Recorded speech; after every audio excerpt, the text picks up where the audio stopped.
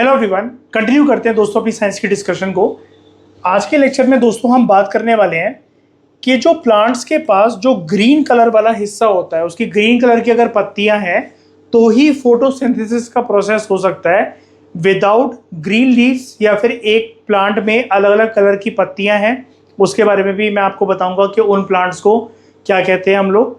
लेकिन एक प्लांट में अगर अलग अलग कलर की पत्तियां मौजूद हैं भी, तो सिर्फ ग्रीन वाली जो पत्तियां हैं वो ही फोटोसिंथेसिस के प्रोसेस को करने के लिए सक्षम होती हैं, क्योंकि उन्हीं प्लांट्स के अंदर जो ग्रीन वाला जो पोर्शन है सिर्फ वहीं पर ही आपको क्लोरोफिल देखने को मिलता है। और प्रीवियस लेक्चर में मैंने आपको बताया था क्लोरोफिल की क्या इंपॉर्टेंस है।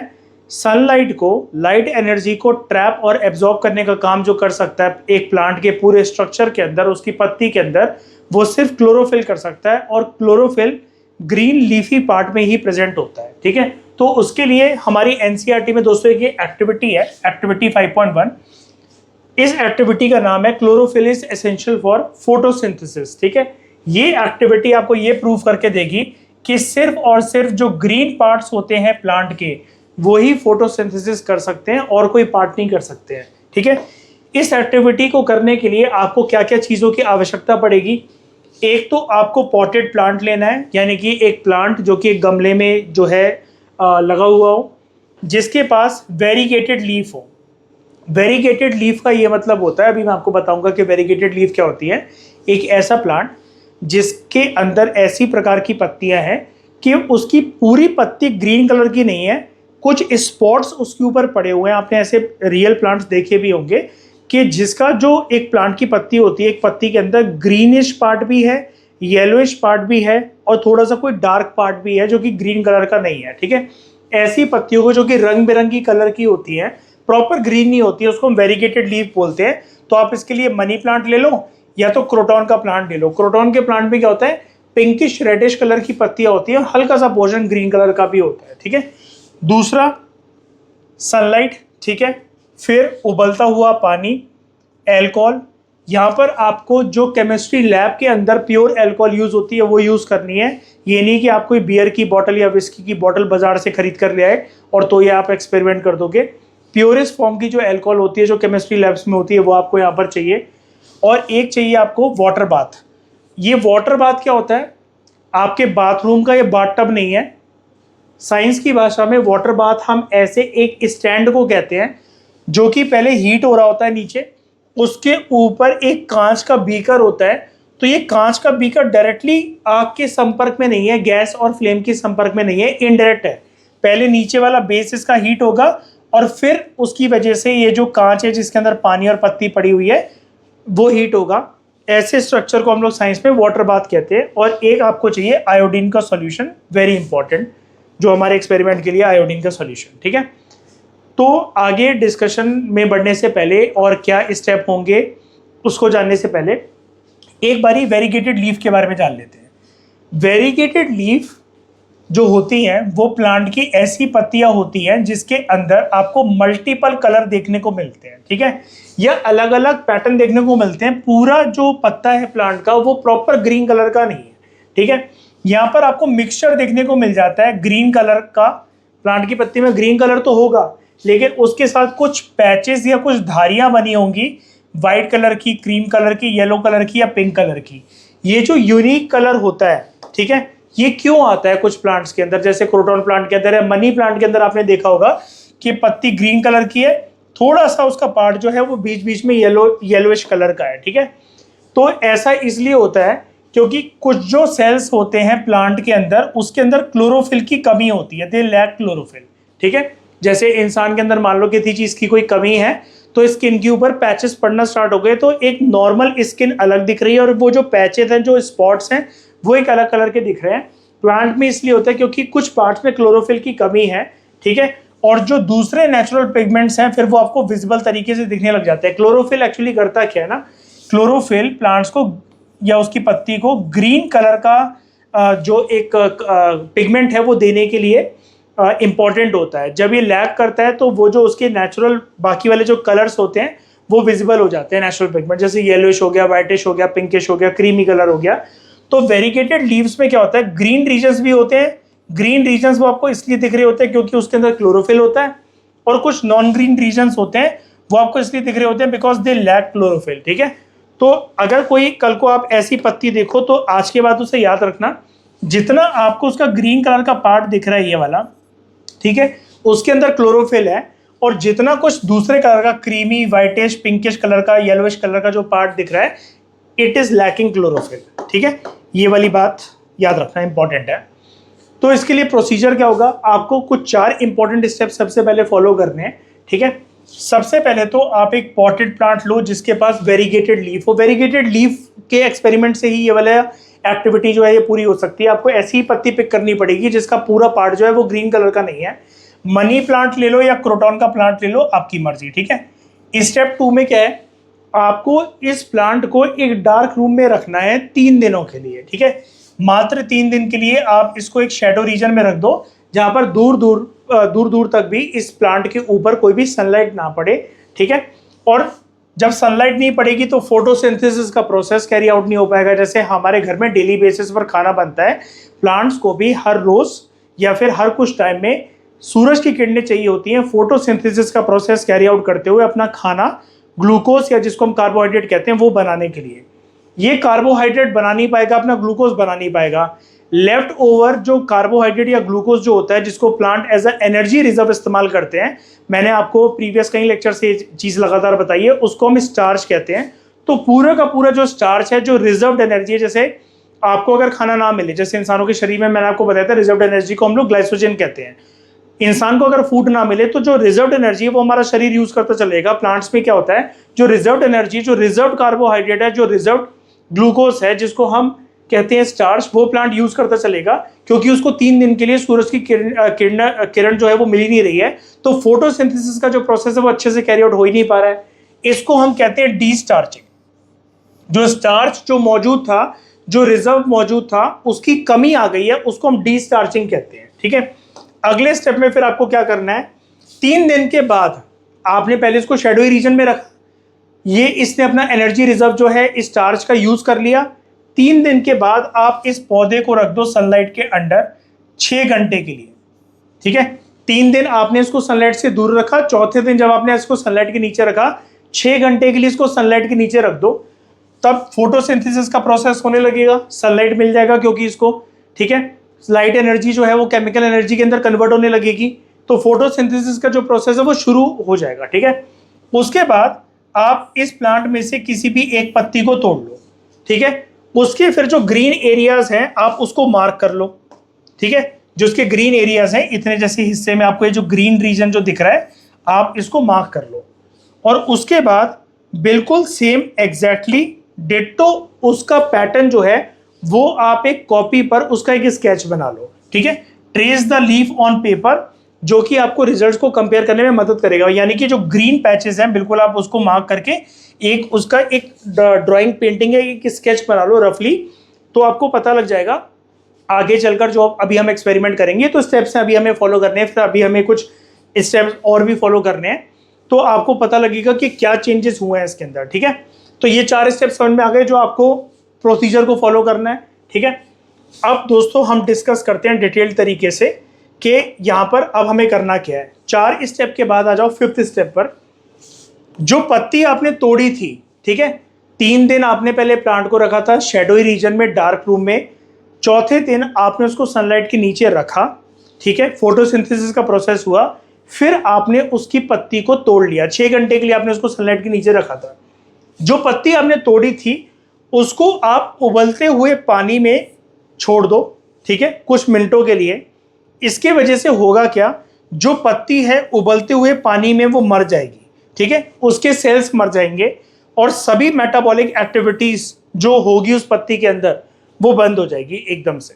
ठीक है, अगले स्टेप में आपको क्या करना है, अब जो पत्ती के अंदर आपने मेटाबॉलिक प्रोसेसेस को रोक दिया, उसके सेल्स को आपने मार डाला, अब वो पत्ती जीवित नहीं है किसी भी फॉर्म में।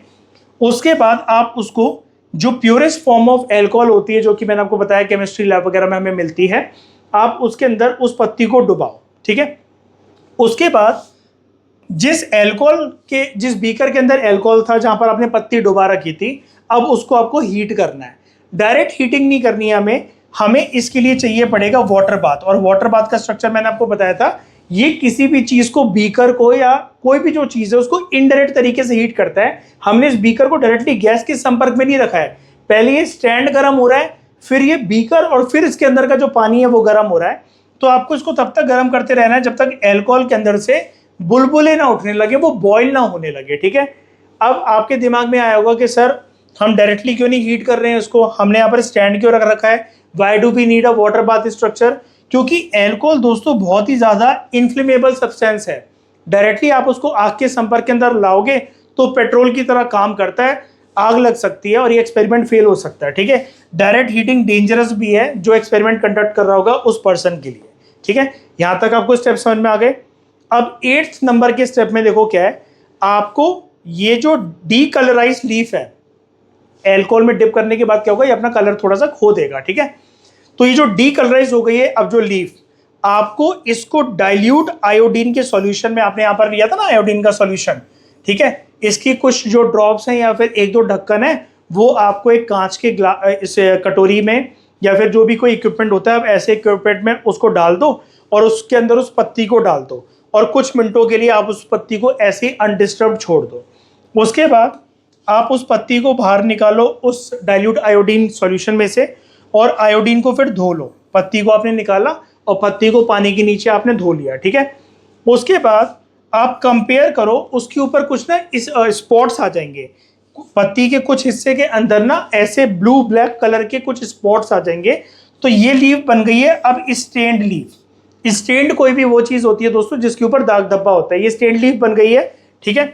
और आपने जो ओरिजिनल इसकी ट्रेसिंग करी थी, जहां जहां पर आपने इसका कलर जो मार्क करा था एक स्केच बनाकर, ठीक है, आप अब उससे कंपेयर करो इस पत्ती को और ऑब्जर्व करो कि कलर चेंजेस कैसे हुए हैं इसके अंदर, ठीक है। तो आपको ये देखने को मिलेगा सबसे पहले तो कि कलर के साथ क्या हुआ, पत्ती के कलर के साथ क्या हुआ, जो लीफ है उसने अपना ग्रीन कलर जो है वो छोड़ दिया, ठीक है। और what is the colour of the solution, alcohol जो है पूरी तरीके से, जो आपने डुबाया था अल्कोहल को बॉयल करा था, अल्कोहल पूरी तरीके से इसका जो पानी है आसपास का ग्रीन कलर का हो जाएगा। क्यों हो जाएगा, क्योंकि प्लांट की पत्ती ने अपना पूरा का पूरा जो क्लोरोफिल है वो छोड़ दिया होता है अल्कोहल के अंदर, ठीक है। तो इससे हमें रिजल्ट क्या जानने को मिला, रिजल्ट हमें इससे ये जानने को मिला, सिर्फ जो ग्रीन पार्ट होगा प्लांट का, जो ओरिजिनल पत्ती के अंदर जो ग्रीन वाला जो पार्ट था, सिर्फ ये जो डाइल्यूट आयोडीन सॉल्यूशन था इसका जो असर होगा इन the form of blue black colour, वो सिर्फ ग्रीन वाले पार्ट के ऊपर ब्लू ब्लैक कलर इसका चढ़ेगा। क्यों चढ़ेगा, वो हमें ये शो करेगा कि वहीं पर सिर्फ स्टार्च जो है, जो रिजर्व एनर्जी है, जो रिजर्व ग्लूकोज और जो कार्बोहाइड्रेट है प्लांट का, वो सिर्फ ग्रीन वाले हिस्से के अंदर प्रेजेंट था। तो आयोडीन का, डाइल्यूट आयोडीन सॉल्यूशन का जो ब्लू ब्लैक कलर है सिर्फ इसी के ऊपर चढ़ेगा और बाकी जो नॉन ग्रीन पार्ट था वो ब्राउन रहेगा। और ये शो करता है कि वहां पर स्टार्च जो है उसकी कमी थी, ठीक है। तो इस एक्सपेरिमेंट से हमने क्या सीखा, ये एक्टिविटी ये शो करती है कि सिर्फ जो ग्रीन पार्ट है प्लांट की पत्ती के, लीफ के, सिर्फ उसी के अंदर क्लोरोफिल होता है, यानी कि सिर्फ वही फोटोसिंथेसिस के प्रोसेस को करने के लिए केपेबल हैं, ठीक है, और वही स्टार्च प्रोड्यूस कर सकते हैं, ठीक है। जो रिजर्व्ड फॉर्म ऑफ कार्बोहाइड्रेट या जो ग्लूकोज होता है सिर्फ वही परफॉर्म कर सकते हैं, उसको प्रोड्यूस कर सकते हैं। बाकी जो नॉन ग्रीनिश जो पार्ट होगा वो ब्राउन हो जाएगा, क्योंकि वहां पर स्टार्च नहीं है। स्टार्च नहीं है यानी कि रिजर्व्ड एनर्जी नहीं है, यानी कि वहां पर जो प्लांट के ऊपर जो धूप अगर पड़ती भी है, क्योंकि उसका पार्ट ग्रीन नहीं है, ठीक है, तो वहां पर क्लोरोफिल नहीं है, वो सनलाइट को अब्सॉर्ब करने के लिए सक्षम नहीं है, ठीक है। तो वहां पर फोटोसिंथेसिस का जो प्रोसेस है वो अच्छे से कैरी आउट नहीं हो सकता, ठीक है। तो ये एक सिंपल सी एक्टिविटी थी। आई होप आपको समझ में आई होगी कि ये एक्टिविटी हमें ये शो करती है कि सिर्फ और सिर्फ जो ग्रीन पार्ट होता है प्लांट का, ठीक है, सिर्फ जो ग्रीन पार्ट होता है प्लांट का, सिर्फ वही फोटोसिंथेसिस के प्रोसेस को कैरी आउट करने के लिए सक्षम होता है, बाकी नहीं। उसके बाद इसी एक्सपेरिमेंट को लेकर एक डायग्राम गिवन है हमारी एनसीईआरटी के अंदर। ये 2 लीफ आपको दिखा रखी हैं इसी स्टार्च के एक्सपेरिमेंट से कि variegated leaf before and after the starch test. तो वेरीगेटेड लीफ स्टार्च टेस्ट के पहले कुछ ऐसी थी कि इसके ऊपर ग्रीन कलर के स्पॉट्स थे, कुछ ग्रीन एरियाज थे, कुछ नॉन ग्रीन एरियाज थे। और उसी के बाद जब आपने उसको ये आयोडीन सॉल्यूशन वगैरह के अंदर, ये अल्कोहल वगैरह के अंदर पूरा एक्सपेरिमेंट जब ये करा, तो आयोडीन टेस्ट के बाद जो प्रीवियसली ग्रीन रीजन्स थे वो ब्लू ब्लैक कलर के अंदर कन्वर्ट हो गए, ये शो ये करता है कि वहां पर स्टार्च प्रेजेंट था और जो नॉन ग्रीन रीजन जो थे वो ब्राउन हो गए या फिर वो येलो हो गए। ठीक है, तो यहाँ पर आयोडीन जो है वो ब्लू ब्लैक कलर का क्यों हो गया? आयोडीन ना स्टार्च के साथ रिएक्ट करता है। आयोडीन का जो कलर है वो ब्लू ब्लैक नहीं होता, लेकिन जब वो स्टार्च के साथ रिएक्ट करता है तो उसका कलर ब्लू ब्लैक हो जाता है। ठीक है, अब अगर आप इस पत्ती को देखो, इसका कलर जहां जहां पर ब्लू ब्लैक हुआ है तो यानी कि आयोडीन ने रिएक्ट करा है। आयोडीन रिएक्ट सिर्फ वही कर सकता है जहां पर स्टार्च मौजूद हो, और स्टार्च क्या होता है प्लांट के अंदर या प्लांट की पत्ती के अंदर या किसी भी पार्ट के अंदर? उसकी रिजर्व्ड एनर्जी, उसका रिजर्व्ड फूड, उसका रिजर्व्ड ग्लूकोज या आप कह लो रिजर्व्ड कार्बोहाइड्रेट, तो वो सिर्फ इसी हिस्से में था। इसलिए यहां पर इसका जो कलर है आयोडीन के रिएक्शन के बाद ये जो स्टार्च वाले एरिया का जो कलर है ये ब्लू ब्लैक कलर के अंदर कन्वर्ट हो गया। इससे हमें ये पता लगता है, रिजल्ट का आउटकम ये है कि कुछ प्लांट के ऐसे हिस्से थे जहां पर स्टार्च जो है वो मौजूद था तो उसका कलर जो है वो ब्लू ब्लैक हो गया, जहां पर स्टार्च नहीं था तो वो ब्राउनिश और येलोइश कलर का बनकर रह गया। ठीक है, इस एक्टिविटी से हम ये कंक्लूड कर सकते हैं कि सिर्फ जो ग्रीन प्लांट्स हैं पत्तियों के वही स्टार्च को प्रोड्यूस करते हैं। ठीक है, only these regions contain chlorophyll. ठीक है, और क्लोरोफिल एसेंशियल है फोटोसिंथेसिस के लिए, यानी कि प्लांट की पत्ती का ये वाला जो पार्ट है जो येलोइश ब्राउनिश है ये फोटोसिंथेसिस के प्रोसेस को कभी कैरी आउट नहीं कर सकता क्योंकि इसके अंदर क्लोरोफिल नहीं है। क्लोरोफिल की अगर कमी हो, ठीक है, ये हम पहले भी पढ़ चुके हैं, तो सनलाइट ट्रैप ही नहीं हो सकती है।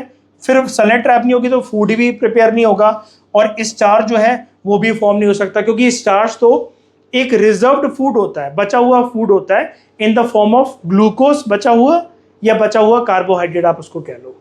ठीक है, ये चीज आपको क्लियर हो गई होगी। तो ये एक्टिविटी हमें ये प्रूव करती है सिर्फ ग्रीन प्लांट्स जो होते हैं लीफ के वही फोटोसिंथेसिस की एक्टिविटी में पार्टिसिपेट कर पाते हैं, वही स्टार्च प्रोड्यूस कर पाते हैं, और नॉन ग्रीन जो प्लांट्स होते हैं वो ऐसा कुछ भी नहीं कर पाते। ठीक है, तो आई होप इस एक्टिविटी की अब आपको कंप्लीट तरीके से क्लैरिटी मिल गई होगी। ठीक है, अब हम डिस्कस करते हैं दोस्तों ये स्टोमेटा क्या होते हैं और ये क्या फंक्शंस परफॉर्म करते हैं। प्लांट की पत्तियों में गैसेस को एक्सचेंज करने के लिए, गैसेस का आदान प्रदान करने के लिए कि कुछ गैसेस प्लांट की पत्तियों में एंटर हो सके, कुछ चीज़ें बाहर निकल सके गैसेस की फॉर्म में।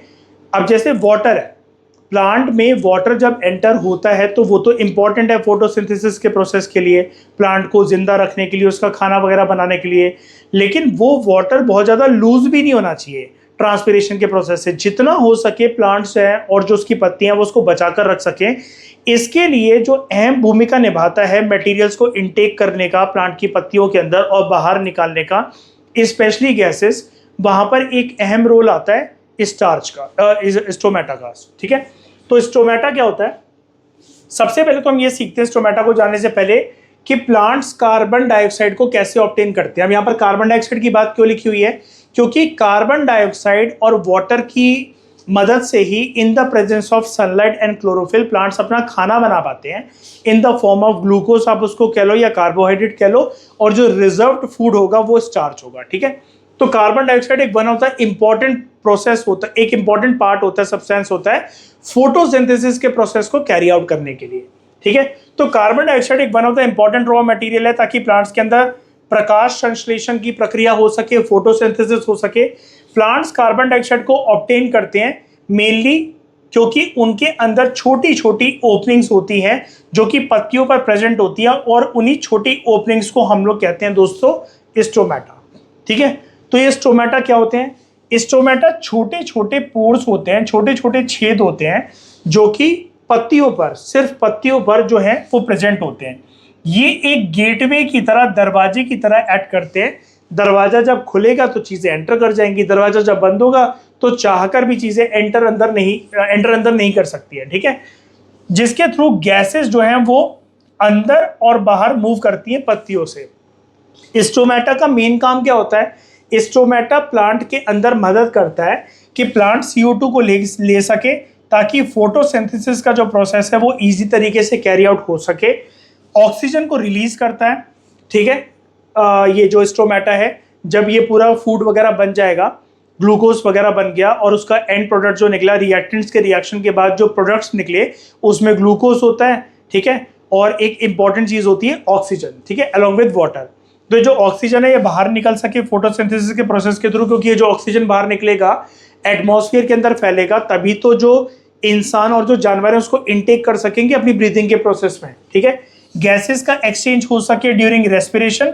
ठीक है, और जो वाटर वेपर जो लूज हो सकता है, ठीक है, ड्यूरिंग ट्रांसपिरेशन, उसको अच्छे से मैनेज करने का काम करता है ये स्टोमेटा, खोलकर या बंद होकर। ठीक है, अब स्टोमेटा के रास्ते के थ्रू, इसके दरवाजे के रास्ते के थ्रू मैसिव गैसियस एक्सचेंज जो होता है, गैसेस का आदान प्रदान होता है, एक्सचेंज होता है। ठीक है, तो massive amount of, large amount of gas exchange जो होता है पत्तियों के अंदर, वो स्टोमेटा के थ्रू ही होता है, क्योंकि ये जो पोर्स हैं, ठीक है, ये फोटोसिंथेसिस के प्रोसेस में मदद करते हैं CO2 का अंदर जाना, और जब पूरा प्रोसेस कंप्लीट हो गया तो प्रोडक्ट्स के तौर पर जो है वो ऑक्सीजन जो है वो बाहर निकलता है। ठीक है, तो CO2 अंदर जाता है, O2 बाहर निकलता है, H2O भी अंदर जाता है और H2O बाहर भी निकलता है। ठीक है, तो कार्बन डाइऑक्साइड एंटर करता है, ऑक्सीजन एग्जिट करता है और वाटर वेपर जो है वो रिलीज होता है।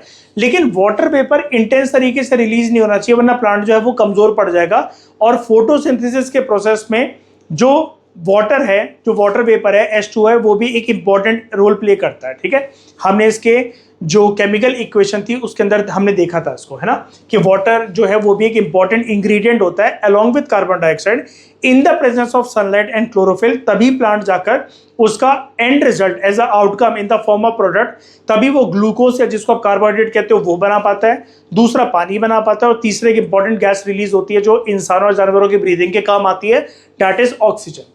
तो ये जो गैसेस होती हैं ये बहुत इंपॉर्टेंट होती है प्लांट के सर्वाइवल के लिए, और इसको मैनेज करने का काम करता है स्टोमेटा।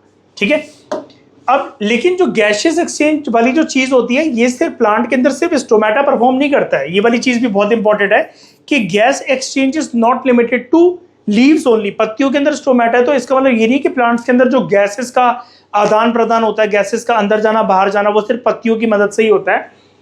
ये इंपॉर्टेंट है बहुत ये जानना कि गैसेस का जो एक्सचेंज होता है वो पत्तियों से तो होता ही है, जो कि गैसेस एक्सचेंज की मेन साइट है। मेन साइट इसको क्यों बोला गया है, क्योंकि यहाँ पर small tiny pores in the form of stomata जो है, जो गैसियस एक्सचेंज को रेगुलेट करेंगे वो यहाँ पर मौजूद है। लेकिन स्टोमेटा और पत्तियों के अलावा, पत्तियों के अंदर ही स्टोमेटा है, उसके अलावा स्टेम्स भी रोल प्ले करती हैं गैसियस एक्सचेंज में।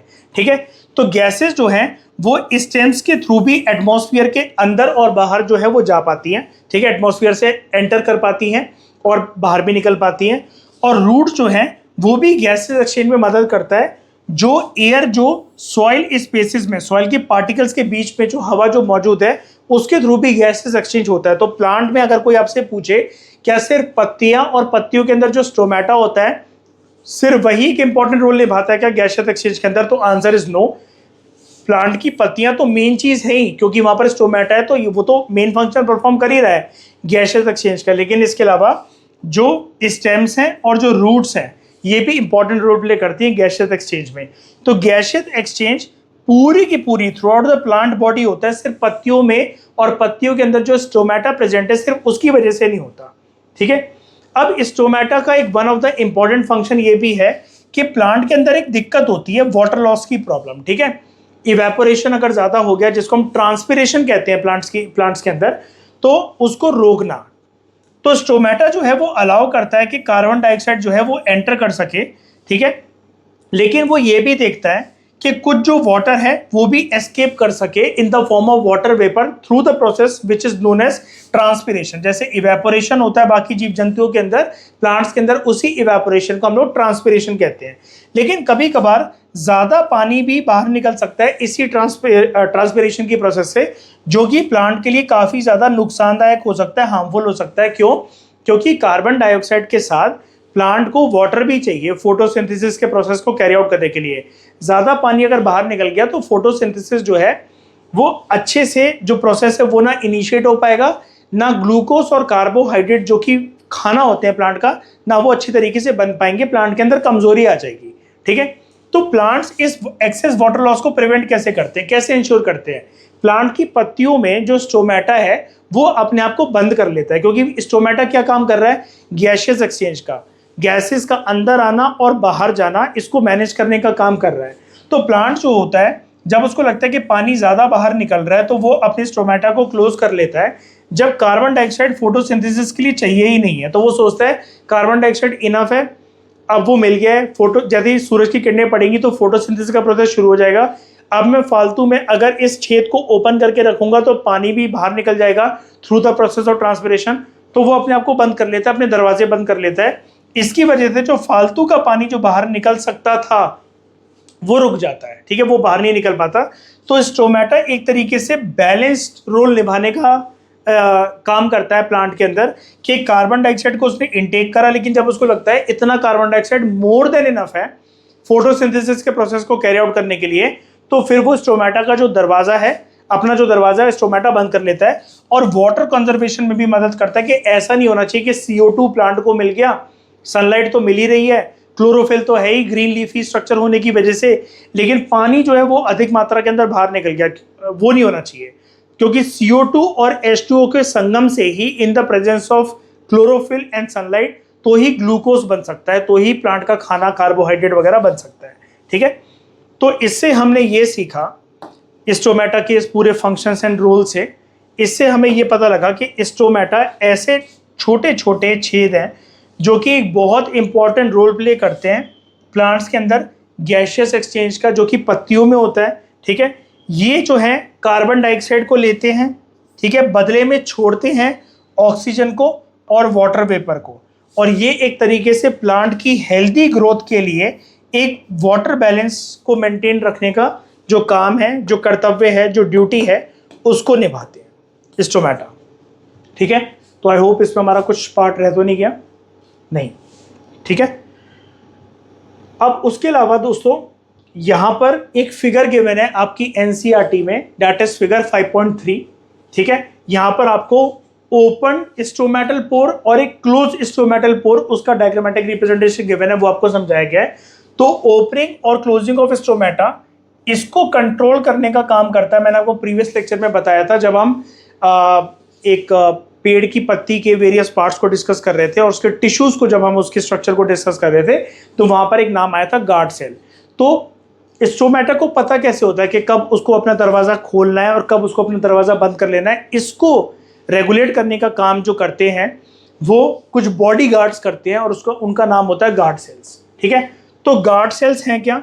गार्ड सेल्स एक स्पेशलाइज सेल्स है, और मैंने आपको प्रीवियस लेक्चर में बताया था इनको हम स्पेशलाइज सेल्स दोस्तों इसलिए कहते हैं क्योंकि ये स्पेशल फंक्शंस को परफॉर्म करते हैं, ठीक है। और ये हर एक स्टोमेटल पोर के अगल बगल होते हैं ताकि मैनेज कर सके कि जब गैसियस एक्सचेंज या वाटर का इनटेक या एग्जिट हो रहा है वाटर वेपर का through the process of transpiration, तो कब स्टोमेटल पोर की ओपनिंग करनी है और कब उसको क्लोज कर देना है, ठीक है। तो गार्ड सेल्स जो होते हैं वो स्टोमेटा को ओपन कैसे करते हैं, सबसे पहले तो हम ये समझते हैं। जब वाटर एंटर करता है, सबसे पहले तो गार्ड सेल्स के अंदर एंटर करता है वाटर, तो वो फूल जाते हैं मतलब दे बिकम टर्जिड, उनकी शेप जो है वो चेंज हो जाती है और स्टोमेटल पोर जो है वो खुल जाता है। रिजल्ट इसका क्या होता है? आराम से कार्बन डाइऑक्साइड जो है वो पत्ती के अंदर एंटर कर पाता है, फिर उसके बाद वाटर के साथ साथ CO2 भी एंटर कर पाता है। उसके बाद ये जो गार्ड सेल्स हैं ये क्लोज कैसे करते हैं स्टोमेटा को? जब गार्ड सेल्स अपना पानी छोड़ने लगते हैं उनका साइज जो है वो श्रिंक हो जाता है, वो फ्लैसिड बन जाते हैं, ठीक है, यानी कि पतले दुबले से पिचके से हो जाते हैं और उनका पोर जो है वो क्लोज हो जाता है। इसका आउटकम क्या निकल कर आता है, रिजल्ट क्या निकल कर आता है? वाटर लॉस जो है वो रिड्यूस हो जाता है, क्योंकि जैसा कि मैंने आपको काफ़ी बार बताया अभी इस डिस्कशन में कि जो पानी है वो भी एक इम्पॉर्टेंट चीज़ है फोटोसिंथेसिस के प्रोसेस को कैरी आउट करने के लिए। बाहर तो वो निकलेगा ही, सूरज की किरणें वगैरह पड़ रही हैं गर्मी वगैरह की वजह से, ट्रांसपिरेशन का प्रोसेस तो होगा, लेकिन अधिक मात्रा के अंदर नहीं होना चाहिए कि उसकी वजह से फोटोसिंथेसिस का जो प्रोसेस है वो बिगड़ गया, ऐसा नहीं होना चाहिए। तो दिस इज हाउ जो गार्ड सेल्स हैं वो opening of stomata and closing of stomata को रेगुलेट करते हैं, ठीक है, ताकि CO2 एक सही अच्छी खासी मात्रा के अंदर प्लांट के अंदर एंटर कर सके थ्रू स्टोमेटा और ज़्यादा वाटर लॉस ना हो, ठीक है। तो वो अपने आप को बंद कर लेते हैं। तो यहाँ पर गार्ड सेल के स्ट्रक्चर को अगर हम दोस्तों देखें तो ये है आपके बाहर की तरफ गार्ड सेल, अंदर जो है ये आपका स्टोमेटल पोर है जो कि अंदर और बाहर ये जो गार्ड सेल्स जो खड़े हुए हैं बाहर, ये इसको खोलने और बंद करने का काम करते हैं इस दरवाजे को। और यहाँ पर है आपकी क्लोरोप्लास्ट जिसके अंदर होता है क्लोरोफिल, जहाँ पर फोटोसिंथेसिस का जो प्रोसेस है वो एक्चुअली में स्टार्ट होता है बिकॉज इस क्लोरोप्लास्ट के अंदर जो क्लोरोफिल है वही सनलाइट को एब्जॉर्ब और ट्रैप करने का काम करता है। ठीक है, तो यहां पर अगर आप देखो ये दो फिगर्स हैं, ये है फिगर आपकी 5.3a और ये है 5.3b जो कि आपकी एनसीईआरटी के अंदर गिवन है। तो ये जो फिगर है 5.3a, this shows opening of stomata, खुला हुआ है ना, देखो इसका दरवाजा खुला हुआ है और यहाँ दरवाजा बंद है, तो ये है ओपनिंग ऑफ स्टोमेटा और ये है क्लोजिंग ऑफ स्टोमेटा। तो गार्ड सेल्स जो हैं, जैसे कि आप यहाँ पर देख सकते हो, जो गार्ड सेल्स हैं ये दो किडनी की शेप की तरह सेल्स होते हैं जो कि पोर को सराउंड करते हैं, स्टोमेटल पोर को सराउंड कर रहे हैं, इसके इर्द गिर्द है, देखो यहाँ पर है, यहाँ पर है, इधर है, इधर है, इधर है, हर जगह पर है। ठीक है, उसके बाद है क्लोरोप्लास्ट, ये वाला जो स्ट्रक्चर है इसका, ये है क्लोरोप्लास्ट। ये ग्रीन स्ट्रक्चर्स होते हैं जो कि गार्ड सेल के अंदर हैं। और फिर है स्टोमेटल पोर, ये दरवाजा है, बंद भी हो सकता है, खुला भी हो सकता है। अभी इस फिगर के अंदर ये खुला हुआ है, ये ओपन सेंट्रल ओपनिंग होती है। ठीक है, बीच से बेसिकली ये खुलता है ये दरवाजा। ठीक है, वो होता है आपका स्टोमेटल पोर। इसका फंक्शन क्या होता है, कार्बन डाइऑक्साइड यहीं से एंटर करता है अगर इसका दरवाजा खुला होगा तो, और ऑक्सीजन और वाटर वेपर जो है वो यहीं से बाहर निकल कर जाता है जो कि एटमॉस्फेयर के अंदर जाकर शामिल हो जाते हैं। ठीक है, तो CO2 को एंटर होना, ठीक है, ये एरो देखो अंदर की तरफ जा रहा है, एंटर हो रहा है, और O2 और H2O जो है वो बाहर निकलते हैं। फिर जो दूसरा फिगर है 5.3b, उसके अंदर आपको क्लोज स्टोमेटा दिखाया हुआ है। गार्ड सेल्स जो है यहाँ पर श्रिंक हो चुके हैं, उन्होंने अपना दरवाजा बंद कर लिया है, और स्टोमेटल ओपनिंग जो है वो ऑलमोस्ट क्लोज है, परफेक्ट तरीके से। देखो एकदम चिपक कर कि कुछ भी चीज एंटर ही ना हो सके, 1% भी ऐसा नहीं होता है, ऑलमोस्ट ये क्लोज है, दरवाजा बंद है। As compare to this figure, इस फिगर के अंदर आपको चेंजेस देखने को मिल रहे होंगे, यहाँ दरवाजा खुला था, यहाँ दरवाजा बंद है। ठीक है, इसका फंक्शन क्या होता है, वाटर लॉस को बेसिकली ये रिड्यूस करता है। तो यहां से हमें ये देखने को मिलता है गार्ड सेल्स एक बहुत ही ज्यादा इंपॉर्टेंट वाइटल फंक्शन परफॉर्म करते हैं इन रेगुलेटिंग द गैसेस एक्सचेंज, कि कौन सी गैसेस कब अंदर जाने वाली है, कब बाहर निकल रही हैं, किस हद तक वो बाहर निकलेगी, वाटर लॉस ज्यादा ना हो जाए। ठीक है, और वाटर को कंजर्व करने का भी काम करते हैं गार्ड सेल्स। ये हेल्प करते हैं कि प्लांट सर्वाइव कर सके अलग अलग इन्वायरमेंटल कंडीशंस के अंदर। ठीक है, तो ये एक डायग्राम गिवन था, इसकी एक्सप्लेनेशन भी मैंने आपको प्रॉपर तरीके से बता दी। आई होप आपको सारी चीज़ें समझ में आई होंगी। ठीक है, इस डिस्कशन में दोस्तों फिलहाल इतना ही। Thank you very much for discussion.